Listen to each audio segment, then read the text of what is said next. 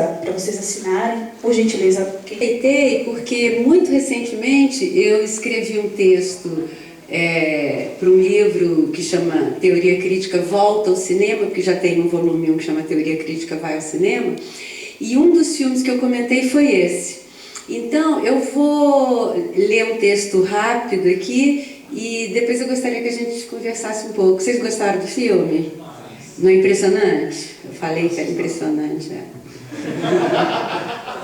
verdade era para ser uma mesa, tá, gente? De debate, mas aconteceu alguns problemas aí e alguns professores que estavam convidados para a mesa não puderam vir, tá? Então, e eu mesmo quase não vi. Foi uma sorte, senão não teria vindo. Bom, então eu vou começar com uma pergunta que é a seguinte: de onde que às vezes algumas pessoas tiram uma força que recusa o que foi dado, enfrenta, cria e produz uma outra coisa, né? Quer dizer, de onde vem essa resistência para enfrentar o que é dado? E no filme é uma resistência absurda, né, que o personagem tem. Então eu acho que esse filme ajuda a responder e ajuda também a gente perceber o entusiasmo que a expressão dessa força de resistência provoca. A gente fica profundamente entusiasmada com a reação do personagem. Como que ele chama? Vicente, né? Vicente. Eu usei para esse texto uma epígrafe que é de um filósofo esloveno chamado Zizek, que ele fala assim: estamos no meio de um processo de corrupção moral. Os que estão no poder tentam literalmente quebrar uma parte da cor das frutas, por exemplo. Então, A Pele que Habito, de Almodóvar, é um filme de 2011 que conta a história de uma transformação impressionante e impressiona mais ainda pelo modo como ela é contada. Então, para vocês que trabalham com história, isso é fundamental, porque cada novo acontecimento reconfigura e dá um novo sentido a tudo que havia acontecido antes. Muda a direção do fio condutor.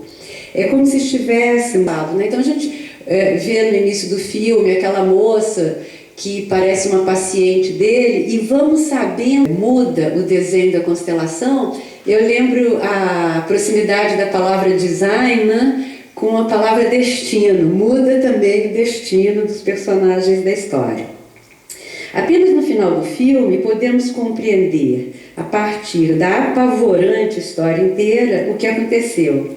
E o destaque desse meu comentário vai ser o fato da gente ver surgir uma irredutível potência do sujeito. O sujeito, ele não se rende, o Vicente.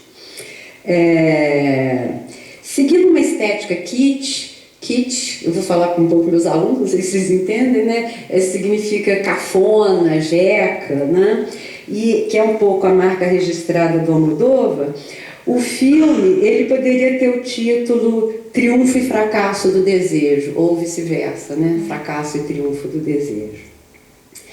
No que diz respeito à forma, A Pele que Habito é herdeiro de um filme muito antigo do cinema de horror francês, dirigido por um cineasta chamado Georges Franchot, lançado em 1959. Esse filme chama Les Yeux sans visage, Os Olhos Sem Face. E nesse filme o Franchot conta a história das tentativas medonhas de um cirurgião para reconstruir o rosto de sua filha Christiane, mutilado em um acidente pelo qual pelo qual o médico se sente culpado.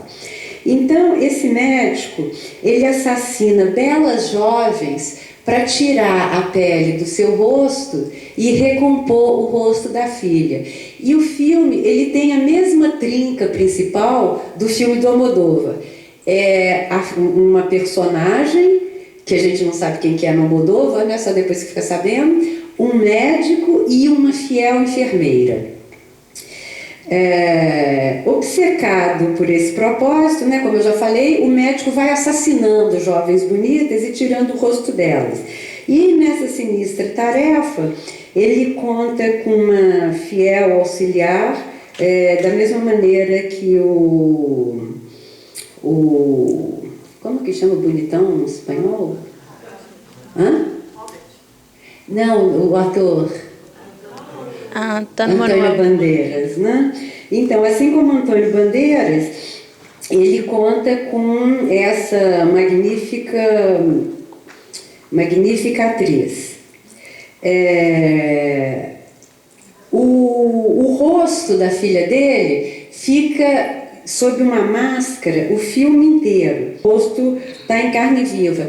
E é muito curioso, porque a máscara é impressionante. E ele é mais impressionante porque a gente sabe o tempo todo que atrás da máscara tem um rosto horroroso, né? Então, tem aquela ideia do maravilhoso que esconde o horror.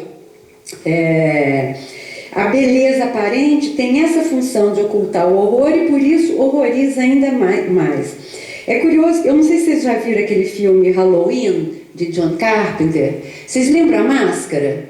O Carpenter fala que tira a máscara dele desse filme do Franchu, do Olhar Sem Visagem. Então, eu acho interessante falar isso, porque mencionei esse filme, porque uma das coisas impressionantes no filme do Almodóvar é o roteiro. Né? Quer dizer, como que o cara inventou uma história dessa? Então, uma base para o roteiro é tirada do filme do Franchu. E a máscara foi usada também no Halloween, né, pelo personagem do Michael Myers, e ficou famosíssima, reproduzida em milhões de camisetas, né, e pôsteres e coisas que tais.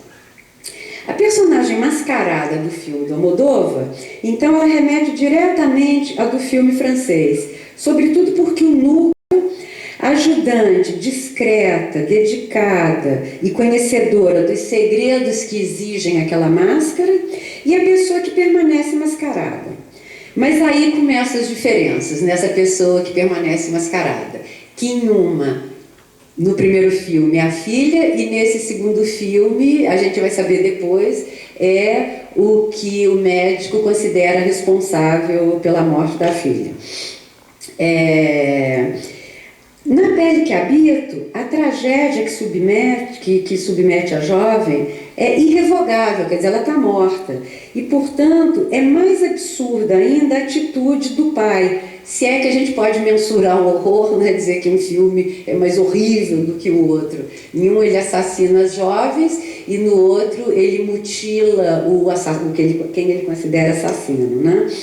Então, no início do filme aparece o cirurgião interpretado por Antônio Bandeiras, preocupado com uma jovem mascarada, que a gente vê no vídeo, né? De quem sua auxiliar toma conta. A auxiliar é representada por Marisa Paredes. Eu não sei se vocês viram os outros filmes apresentados na mostra. É uma atriz que aparece sempre nos filmes do Almodóvar, né? Ele observa a jovem através de um monitor, enquanto ela realiza uma série de movimentos físicos reconhecidos como aqueles que fazem parte do yoga, né? Eu falei para o meu professor de yoga ver o filme. Ele falou que nunca tinha visto nada mais horrível na vida dele e que não era um bom exemplo para yoga, não. Aos poucos, o diretor apresenta a história dos problemas mentais da filha do médico, mas a gente ainda não sabe que ela foi morta, né? Que, num momento em que o médico a deixa sozinha numa festa, comporta-se de modo extremamente provocante em relação ao jovem Vicente, já embriagado, que a julga normal, não percebe que ela tem problemas mentais, retira-se com ela para um canto afastado do jardim, onde se abraçam, se beijam e, depois de consentidas preliminares, quando ela se recusa a ser penetrada, ele a estupra.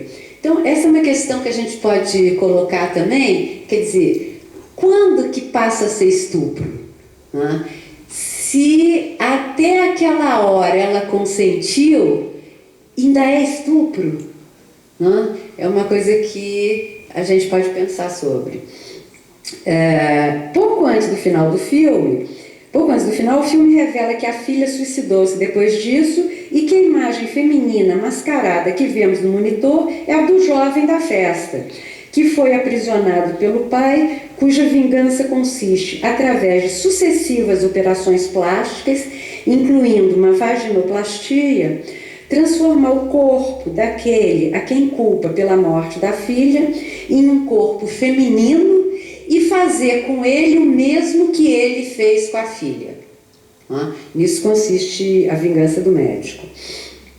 O que o médico não poderia prever é que ele seria seduzido pelo corpo que criara e que, quando se entregasse a ele, o sedutor iria assassiná-lo. Eu destaco o fato de o sujeito, o Vicente, ele foi despojado de sua masculinidade, de seu corpo, de sua liberdade, mas não de seu desejo. Almodóvar coloca em cena dois sujeitos conflitantes, dois desejos conflitantes. Ao longo da película, quando ainda não se sabe quem é aquela pessoa tratada como um paciente se restabelecendo, percebe-se que existe uma tensão entre os personagens, entre o paciente e o médico, que vai além da superfície. E a cada fato novo, essa tensão vai se aprofundando, vai ficando algo abismal. Esse abismo, a partir de determinado momento, parece poder ser transposto pelo desejo, desde que seja um desejo mútuo, como aparentemente é. Parece de fato que o sujeito que virou mulher está desejando o médico, né? O curioso, eu acho sensacional, é que o aparentemente mais forte cede à armadilha do próprio desejo, que foi armada justamente pelo desejo insubmisso do outro. Quer dizer, aquele que não abre mão do seu desejo, que é escapar dali, né, seduz o outro, toma conta do desejo do outro, assassina e fica livre, né? O que se vê é a impossibilidade de se dominar o desejo do outro, que pode ser conquistado, mas não comprado, nem submetido por qualquer poder, salvo o poder de Eros, né? O desejo ele só pode ser submetido pelo desejo. Sob a pele, o desejo é como uma força da natureza. Mesmo mascarada, vemos a potência subjetiva sobreviver a todo inferno a que foi submetida. Se não se pode dizer que o filme tem um final feliz, o final trágico revela ser libertador, porque inclusive a mulher que ele gostava de mulheres, né? Bom, gente, o que eu tinha para falar era mais ou menos isso, e eu gostaria de ouvir vocês agora. Tem pessoal que talvez queira falar sobre outros filmes, não sei.